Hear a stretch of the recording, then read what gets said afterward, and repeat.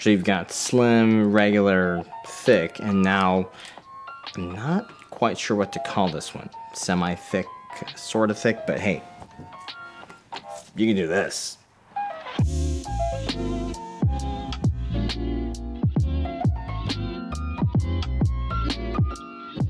Welcome to Machines and More. 120 millimeters in all sizes, right? And we have a new fan launching in a new size from Lian Li. This is the P28 Unifan. And yes, that thickness, it's gonna slot in between a so-called regular thickness fan and a 30 millimeter fan like the Fantex T30. Unlike previous Unifans where the looks are, more of the primary focus, the 28 millimeter P28, it's the first performance-oriented Lian Li Unifan, and you can still get it in black or white, so there's still some aesthetic benefit there. Quick disclaimer here: Lian Li did provide these testing samples free of charge, but I'm not paid to promote these. This video isn't sponsored by them, and you can expect an honest and well-researched opinion here for this review, just like all the other reviews on this channel. One feature of the Unifan is the ability of the fans to interconnect without the use of cables. To start the sequence, you insert the fan cable into the first fan. These fans, they have electrical contacts on the sides, so when they are latched together, the power and the PWM signal is bridged across. So you only need the first fan in the series connected to either a fan controller or your motherboard. The mechanical connection, it utilizes two protruding clips on the first fan. These will insert and slide into the cutout on the other side that mates to the fan that you are bridging to, and on you go, and yeah, you can do this sort of thing, right? One thing, Lian Li doesn't specify the amperage on the fan, and it's not on the box either, at least not on the review units that I had, so it's a kind of important, right, if you want to know how many you can safely connect together. I did reach out to Lian Li to see if I could get a manufacturer spec, but I'm shooting this before I can get that information. If I do get something, I'll put that down below, but I did take a measurement, and at maximum speed, a single fan consumes roughly 3.5 watts, and at 12 volts, that works out to about 0.3 amps. So if you're on a 1 amp header, 3 of these is the max that I would connect, so don't go and do 4 if you're on a 1 amp header. Now, if you're looking to bridge the connection but the fans can't be adjacent, you can still use an extension cable, which comes in the 3-pack. And of course, you can connect the individual cables to each one if you just want them to hook up to a splitter cable or something like that. If you want to do it that way, that's totally fine too. So basically, the Unifan one-ups daisy chaining from other manufacturers, and I gotta say, it's pretty sleek. For the last fan in the sequence, so if you're just using one as a standalone fan, you can easily remove the hook as well. Just turn and it pops right out. So very easy to toggle. The fan, it's very sturdy feeling. It's a solid box all around, and the blades, they're pretty thick. These are made out of a liquid crystal polymer similar to the top of the line performance fans like the Noctua NFA 12x25, Be Quiet Silent Wings 4, Fantex T30. Actually, the material on these, when you look closely, looks a lot like what's on the Chromax NFA 12x25. And it seems like if you want to launch a performance fan these days, it's got to have these back swept fan blades, right? And there's 9 blades here, just like on the NFA 12x25. One thing I noticed was that the tip clearance here, it's tighter than both the NFA 12x25 and the Fantex T30. This one is spec'd at 0.6 millimeters, but it's actually tighter than that. The 12x25, it easily cleared a 0.5 millimeter feeler gauge, and the Lian Li P28, it didn't. The 0.4 millimeter was a much better fit. I'm not sure if it'll show up on camera, but visually you can tell that the P28 has a tighter gap here than the Noctua and the T30. So that is pretty ambitious on behalf of Lian Li. The fan blade, it rides on a fluid dynamic bearing, and there's a good amount of up and down movement along the fan axle, but it's no significant side-to-side play in the assembly. It's quite rigid. Just a little bit of up and down movement. And the fan speed is controllable via PWM from 200 to 2600 RPM. Now, if you go for the 3-pack, a small fan speed toggle, it's included. It can vary the max speed of the fan from 1300 to 2200 to 2600, but on the fan itself there's no way to toggle that. So they do have the thresholds clearly listed on the exhaust side in case you forget though, but there is no switch here. Okay, so this is a performance fan, right? And testing against the slimmer NFA 12x25 and also the thicker T30, what do we expect? Well, there is a very strange high frequency drone on this one, and it's similar to what I heard on the Cooler Master Mobius OC120. And it's very noticeable at lower RPMs since there isn't any other noise to cover it up. And as a result, at the first tested interval, the low noise interval, it does spin quite a bit slower than the other two fans. Here we are testing on the Lian Li A4H2O custom loop. This is marketed as a radiator fan, so we'll test it out on a radiator. On the Hardware Labs GTS 240, I've got two of these hooked up, and I'm measuring the equilibrium coolant temp for this gaming system with a 260 watt load from the 3070 FE and the 7700X. At the first noise normalized level, it's actually not too impressive.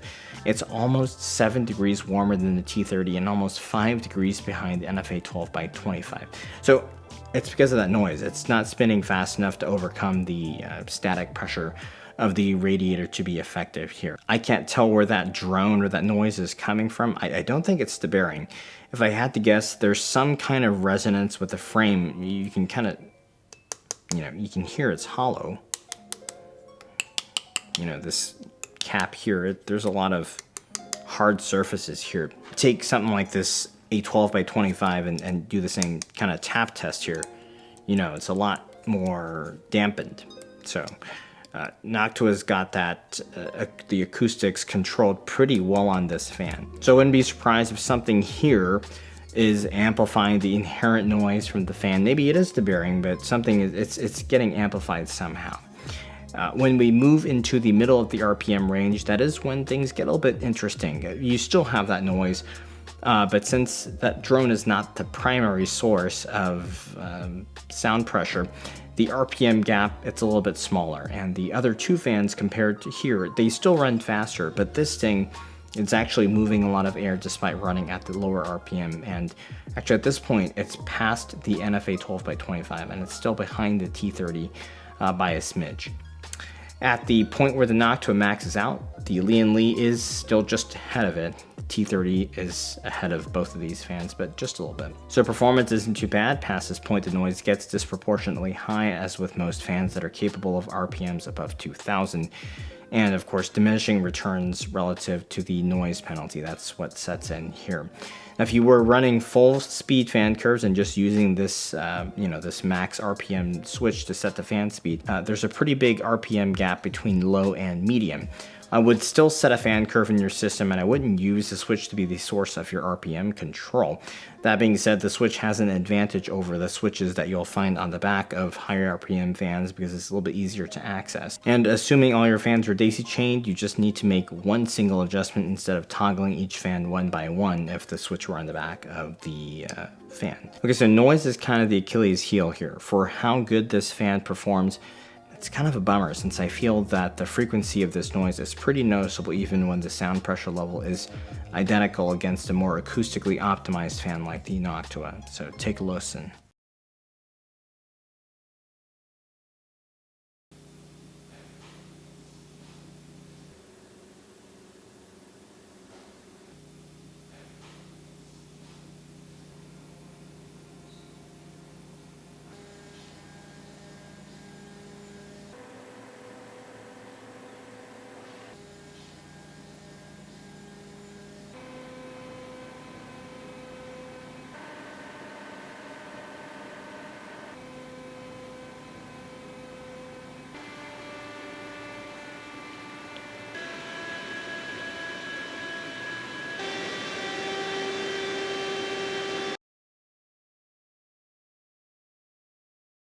The P28, it does perform very well in the mid-high range of RPMs from 1400 to 1700 RPM. and perhaps if you're okay with the inherently higher noise from that RPM interval, that drone, it might be less noticeable, might bother you less. But liquid cooling system, radiator fan, you're probably looking to keep the fan speeds a little bit lower, in that 1000 to 1200 RPM range. And at the lower noise level / lower RPMs, it appears that the static pressure performance, it isn't all that great with this fan. And you can still hear that drone pretty noticeably, and that's unfortunate. One redeeming factor perhaps is that for what you're getting, it's actually quite reasonably priced. A single fan, it's expected to come in at $26 US, 3-pack is $75. Keeping in mind, you do get a few more goodies with the 3-pack. You have that 3-step controller, the extension cable. Nothing that's mind-blowing, but it's a little bit better deal than just a single one. I don't have a sample here, but you can also replace the side plates with RGB plates if you want some color. The 3-pack of these things, it's $20. And I am told that despite the box saying 2-year warranty, it is in fact a 6-year warranty, so not too bad. So pros, it can compete against the best 120mm fans in terms of the performance at the mid-high RPM range, and it beats the others in terms of the streamlined looks. You can choose between white or black. The material feels high quality. You've got this really interesting, very handy interconnectivity. Beats the NFA 12x25 and the T30 on price. While the cons, the biggie for me is just the noise. It's also a non-standard 28mm, so there's a chance that fit's going to be an issue, although not as bad as a T30. Some rad screws would have been nice, although if you're putting this on an AIO and your unit came with screws to mount through a case or a rad panel, those are going to be perfect for this, for mounting directly to the rad. So your regular screws, they might just fit already, albeit with a lot less thread engagement, but it may just work. But yeah, if Lian Li can perfect the acoustics here, this is going to be a killer fan. As it stands, I wouldn't switch out my Noctuas just yet, since the noise over there is just so much more polished, despite the slight performance deficit. So, yeah, Lian Li almost made the perfect performance fan here. For being the inaugural performance-oriented Unifan, it's a very good attempt, and I'm very much looking forward to the next iteration here. So, thanks for checking in. If you found the review helpful, please give a like. Subscribe if you haven't already. I'll put the links for the fans down below when they're available. Thanks for watching.